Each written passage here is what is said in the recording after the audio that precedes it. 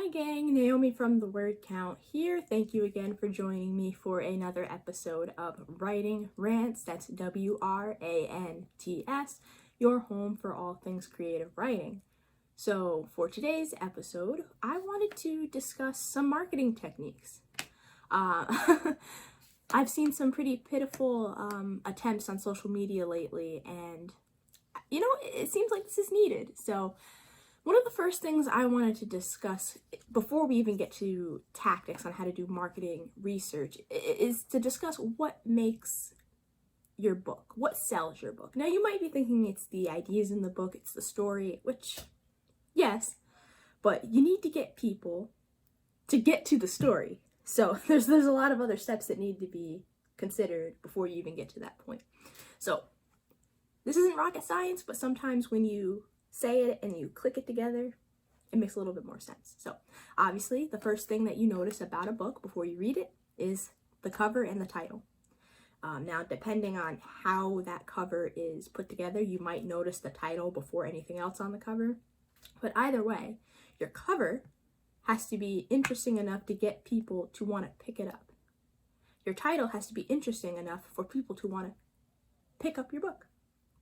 I've seen some tragic examples where you have writers have a phenomenal title, something that's just so catching. You're like, yes, this sounds like a perfect book for me. You go, you pick it up, you're like, the cover's not pretty, but who cares? That title is amazing. So you're like, all right. You come down from the high, from the fumes. You're like, before I buy this, I want to make sure I'm actually gonna like it.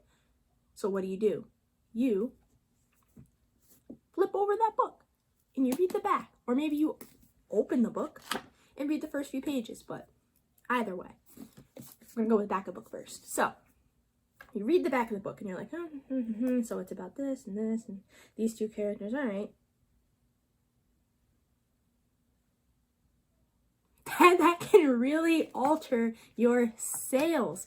And it's something that a lot of writers either neglect or don't even think about as they're writing their story, which makes sense. You don't really think about what am I going to put on the back of the book. You're just like, I just want to finish this thing first. Let's just talk about finishing. I'll do the rest later. But you want to think about what is on the back of that book. Is the back of your book saying, hey, this is my story, these are my characters? Or is it saying, hey, here's my characters, here's a hint at my story? Do you want to find out more? There's so many ways I can go about it too, and it's heavily dependent on genre, just like the cover, just like the title, just like the price, which we'll get into later. But anyway, so you got somebody who likes your cover, you got somebody who likes your title, you got somebody who even likes your book description. So what is the one other thing that will keep this person from buying your book? The price. It's unfortunate. We all want to make money. And sometimes you put years and years and years of effort into your manuscript, and then you have some marketing guru telling you to sell your book for $1.99 on Amazon, and you're like, I really feel like my baby is worth more. Relax, calm down. Price is a slippery slope here, right? If your book is priced too high, and then this could be something that you think is fair. You're like, I spent a decade writing this book, putting everything together. It's perfection to me. This book is worth $15. Great, to you.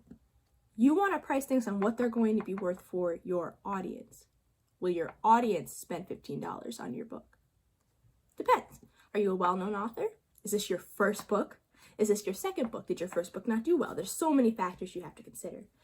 But one of the main ones is, what are the other books in my genre being priced as? Now, you might be thinking that's kind of silly. You don't want to go to the extreme. You don't want to say, oh, everybody's selling their book for 99 cents, so should I. But you also don't want to not know that everybody else in your genre is selling their book for 99 cents, and here you are selling your book for $15 and wondering why you're not making any sales. So what I want to do today is, now that we've discussed the 1, 2, 3, 4, 5, well, we discussed 4, there's another one, but we'll get into that. The 5 important elements that go into making a sale just from face value of your book. I want to talk about, how do you find out what other people in your genre are doing? So you can kind of slide your book into what everybody else is doing. So I am going to pull up Amazon here because that's where a lot of self-published authors are marketing their book. So that's what I'm going to use as an example. And I'm going to pull it up on my screen here. I'll share my screen with you guys so you can see it, and we'll keep going from there. All right, and for those of you who are listening in and not watching on YouTube, I'll walk you through this verbally as well. So the first thing that we want to do is go to Amazon.com. If you are on your desktop, there will be a banner scrolling across the top that will have many options like, gift cards, Prime Videos, customer service, browsing history, things like that. If you're on your phone, there will be a little square in the top left corner with 3 lines on it. You're going to want to click that. And so the next step is to go to bestsellers because we want to see what is working in your genre at this time. All right, and if you scroll down here, you'll see books. So you're going to want to click that. And again, a lot of the things that you are doing as far as your book cover, your title, your book description, your prices is dependent on your genre. So underneath books, you're going to want to find your genre on this long list of genres. I'm going to go ahead and click romance here just because that is a popular genre with new and amateur up-and-coming writers. So as you can see on the left side here, there's still many different sub-genres. So you're really going to want to narrow down which genre you're looking for. I'm going to go ahead and say billionaire romances since that's one of the newer fads here. Okay, so on your list here, you're going to see the top 100 books. Now, I'm not saying that you have to go through every single one of them, but I'm saying that you might want to invest in time in going through a few. So I like to go to the first one. I like to click it open in a new tab just because I'm a little neurotic and I hate clicking back buttons. So find a book, and you're going to want to look at a handful of different things. First, you're going to want to look at their general rating. So their average rating is 4.6 out of 5 in this example.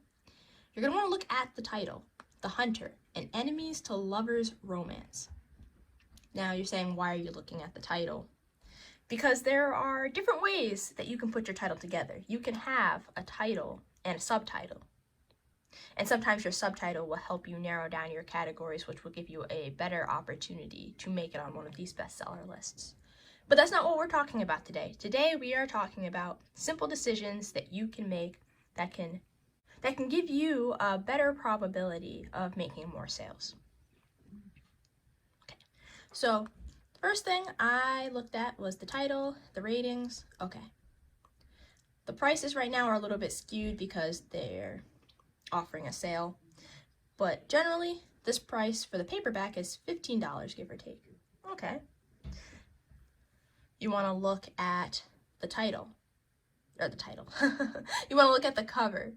What is on this cover that is eye-catching? Especially if this is the genre that you're writing in. What appeals to you about this cover? Would you pick this book up and read it, and why? Because chances are the same things that you like about a cover in a book are the same things that your audience will like about your cover in your book.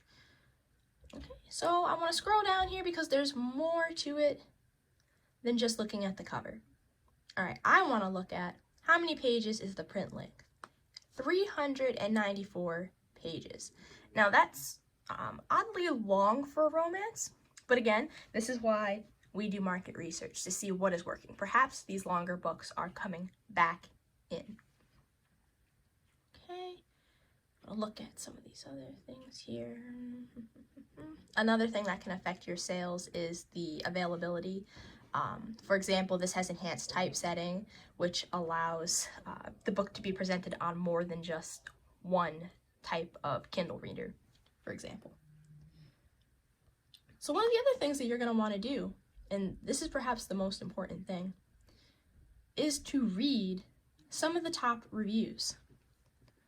You want to know what is your audience, because again, we're in your genre, so the audience of this book is also the audience of your book. You want to see what they liked about this book. But you don't want to just stop there. you're also going to want to take a look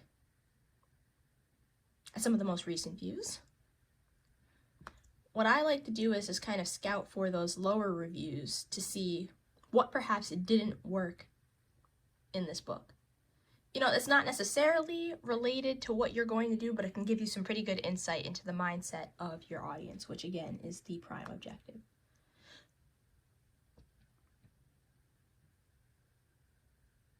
All right. Sorry, I got a little distracted reading some of that there. I digress. So you want to go back. You're going to want to do this for a couple of the top books. I like to pick 3 books from the top and 3 books from the bottom as well, because just because you're in the 100th spot on Amazon's bestseller list doesn't mean your book is bad. It just means it is in the top 100, which is actually a significant accomplishment. But so the other thing that I like to do is, and I want to make sure that, okay, right. So I like to scroll through all of the book covers. So I just go through here. I want to make note of what are some of the commonalities. All right, so I'm seeing a lot of shirtless men here. Portraits of men. Men in suits.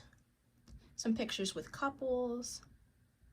Okay, but you don't want to just look at the photos that are on the cover. You want to look at what's making up the cover as well. What are the general color schemes? I'm seeing a lot of grays, a lot of blacks here. You want to see what color the title font is, what font they're using, as a matter of fact, what makes each of these books unique, but also what is similar between all of these books, because chances are, since all of these books are on the best-selling list, what they all have in common is most likely what's making them successful. So I mentioned price as well because that's a key factor into the success of your book. I wouldn't check the prices on the bestsellers lists only because a lot of the times these books end up on this list because of a sale price. So you don't want to judge your opening price of your book to a price that is a sale price for another book. So from that, you can see that market research isn't that complicated of a process.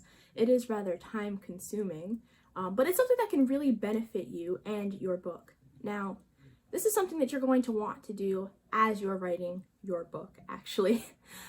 Why? Because like I said, you want to check the reviews to see what works and what does not work in the books that are in the top right now. And that can guide you as you're either putting together your plot, redefining your characters, putting your book together, what to keep, what to take out, things like that. But things like the cover, the title, the book description, price, that's all something that can be done after your book is completed, after the manuscript is completed. And I would actually encourage you to wait until you're toward the end of the editing process to start looking at the trends in your genre, because they do change rather quickly. Now, if you didn't do this for your first book or the book that you just put out or that you're putting out, no worries. You know, mistakes, it doesn't necessarily mean that your book will fail. It doesn't mean that by any means. It might mean that you'll have a harder time, but you can always, you know, create a new edition with a new cover, blah, blah, blah. Or you can just take what you've learned and implement it for your next book.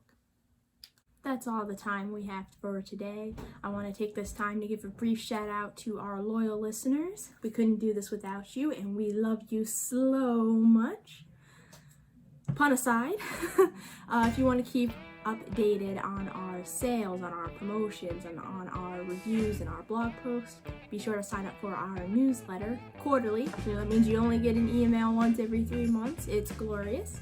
And you can sign up for that on our Facebook page at the-word-count.com.